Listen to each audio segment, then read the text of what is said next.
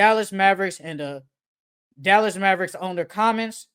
Obviously, there's been a lot of backlash on Nico Harrison trading away Luka Doncic for Anthony Davis, and then the owner stepped in and came out with some comments. He said the trade we made this past week were about improving our basketball team for the reasons we talked about. Dumont said none of this was about finances. Then he said, in my mind, the way teams win is by focus, by having the right character, by having the right culture, and having the right dedication to work as hard as possible to create a championship winning outcome. Dumont said, and if you're not doing that, you're going to lose. If you look at the greats in the league, the people you and I grew up with, Michael Jordan, Larry Bird, Kobe Bryant, Shaquille O'Neal, they work really hard every day with a singular focus to win, he said. And if you don't have that, it doesn't work. And if you don't have that, you shouldn't be part of the Dallas Mavericks. So after hearing all that, what are your thoughts on the Mavericks owner comments about the Luka Doncic trade?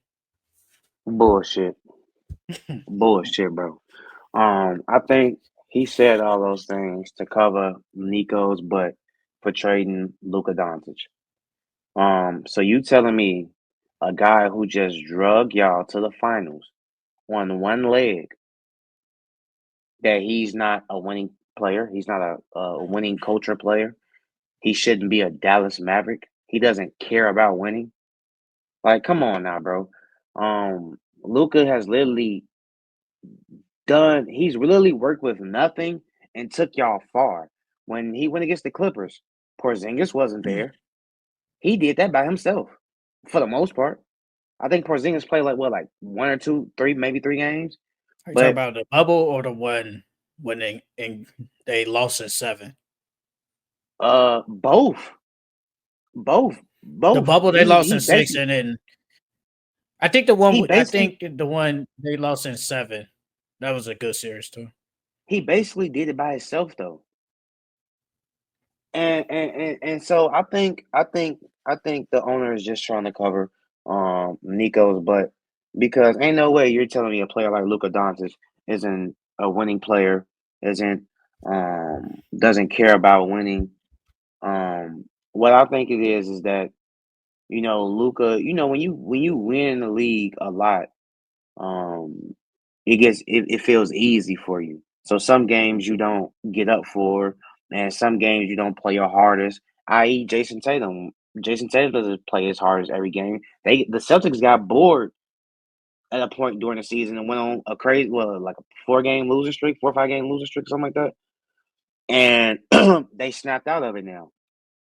So same thing with Luca. He gets bored out there sometimes. But y'all still in the playoffs every year. Y'all still in contentions to fight for a title every single year. Um, Now Luca did when Luca first came in, he was skinny, and now he gained a lot of weight. But I don't think that means he doesn't care about winning or he's not focused. Because if he wasn't, he wouldn't be as skilled as he is. I think it's BS though. I think it's just BS. Because you can't tell me Luca don't work on his game, and he's arguably a top 10 player, top 5 player in the league. Like, come on now. Um, First thing I saw when he brought up Shaq, I don't think Shaq worked his hardest because No. a lot of people always say if Shaq would have been got himself in better shape and worked as hard, he'd be the greatest player ever.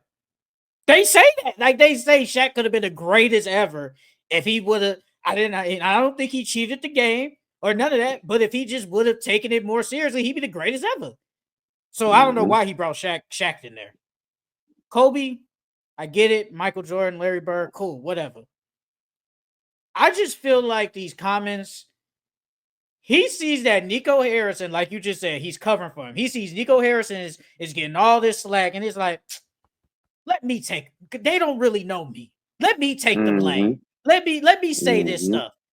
And this goes probably way deeper than this, brother. You probably look from afar. I'm not saying like he just bought the team and then, oh my God, these the players we got. He probably looked at the Mavericks for probably a couple of years, so he probably knew the players, like walked up to them and talked to them, but watched the far and be like, okay, Luca, he's pretty good. Kyrie, he's pretty good. All that. But Luca has, like you said, Luca has taken y'all to greater heights than y'all have in probably the past, probably like 6 years. Because we forget, after the Mavericks won championship, they didn't win. They didn't do They didn't do anything for nothing. They they didn't didn't do do anything. nothing. They didn't do Yeah. anything. Because Luka ain't get there until 2018 or 2017, and then they didn't make the playoffs until like the next year. So we going on almost a 10-year drought of y'all not even doing anything. And he comes along and he's literally changing the franchise. And y'all get this franchise global superstar. And what you say is, because you throwing shots at him, basically like he don't work hard. Mm-hmm. I do think that's BS. Like, it's something deeper than this because I just don't believe that's true. I really don't believe that's true.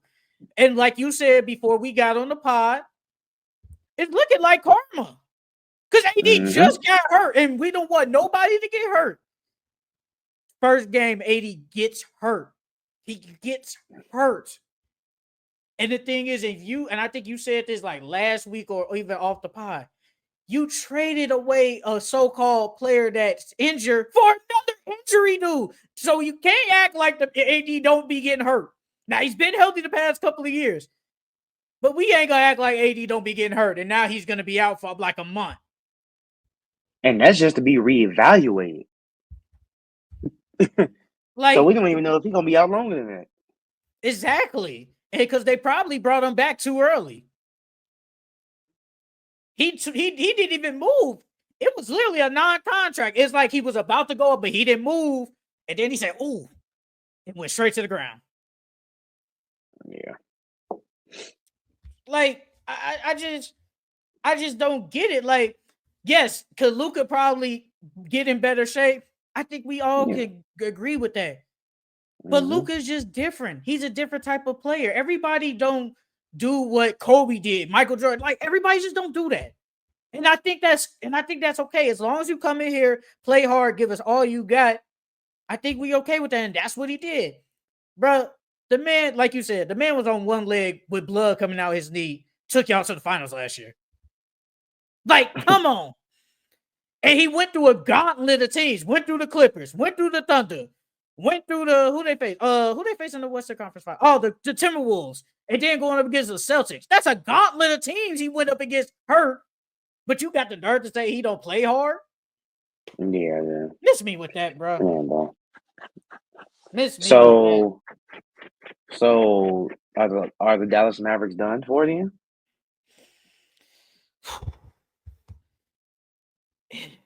Because you lost Daniel Gafford 2 weeks. PJ Washington has a right ankle sprain. He probably should be back at the All-Star break. Lively is out probably until April. AD is out for who knows how long. You have no big man. You literally have no big man. Yeah. But they still been fighting though. Like I think, like I want to say, like I gotta go look at it. I think like they last like couple of games, they had some very close games. Let me go look at their schedule real quick because they lost a lot of close games, bro. They beat the Warriors yesterday. You could say honestly that was a surprising W by them. Kyrie went crazy that game. Was, especially because the Warriors been hot since Jimmy been there. Yeah, but like they lost to Sacramento by 1.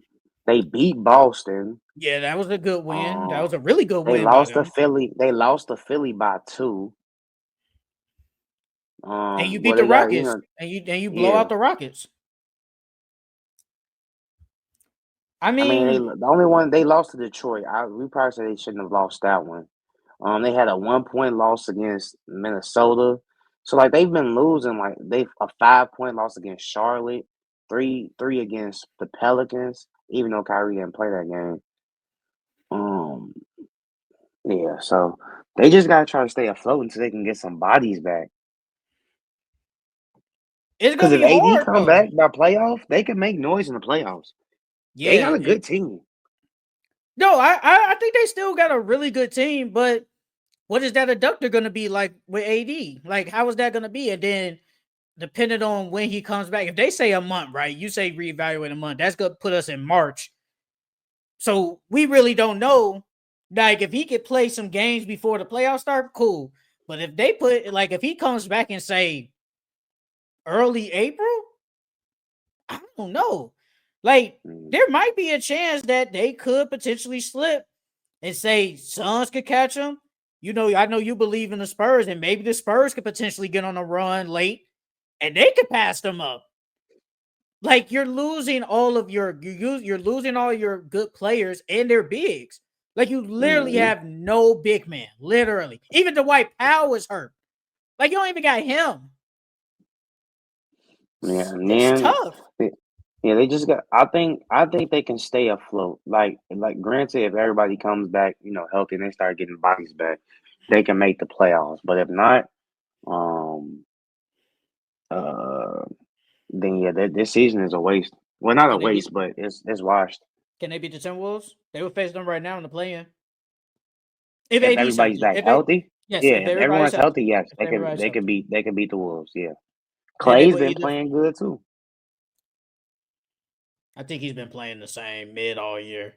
Then they will either Well, face OKC or Memphis.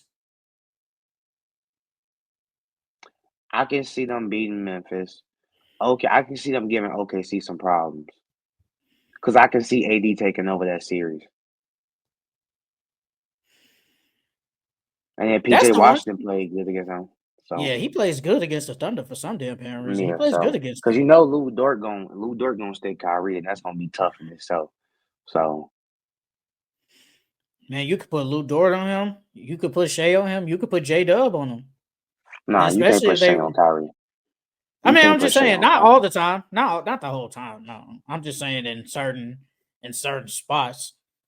But the Mavericks, yes, they are 3 games over 500. They're 3 games over 500, but I mean, there's only a 2.5 game separation from them in the 11th seed.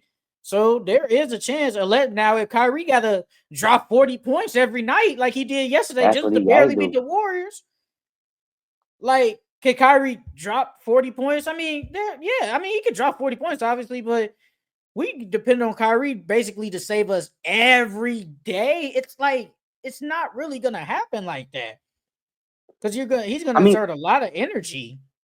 they still 2 games out of 6 too. So like it can literally go either way. They can either move up to the 6th spot or they can go all the way down to 11. So it all depends on what does their schedule look like coming up. Let's see.